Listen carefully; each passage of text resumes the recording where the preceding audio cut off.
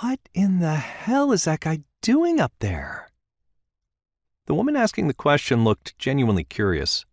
Her friend, wrapped up against the cold afternoon and kicking at a rock in the middle of the footpath, glanced up to see what the woman was referring to. She could see a man at the top of the green, damp mound, a very big man, speaking with great animation to a group of young people.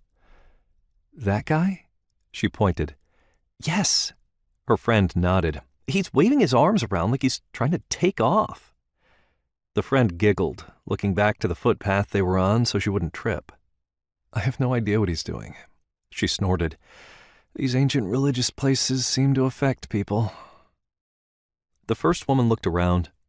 It was a beautiful afternoon in the lush countryside of Ireland, a color of green she had never seen before. It was so vibrant that it was almost neon in patches.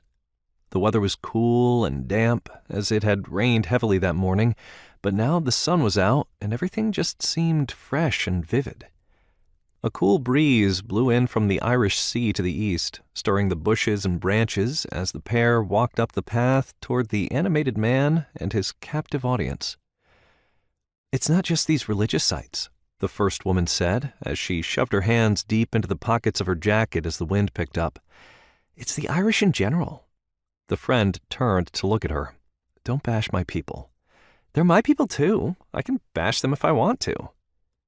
The two women snorted as they made their way up the muddy, grassy path.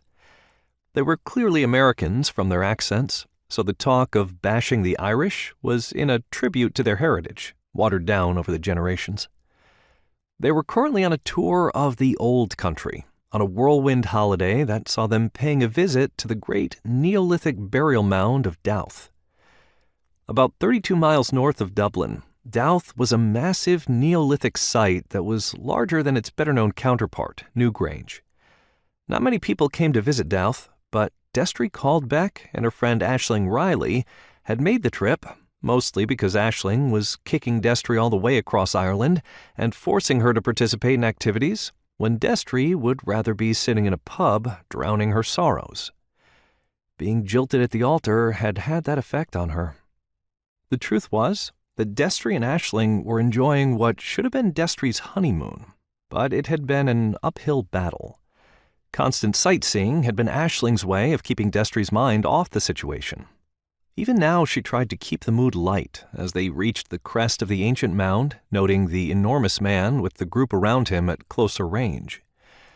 The man was indeed waving his arms around, apparently acting out some kind of scene as the people around him watched intently.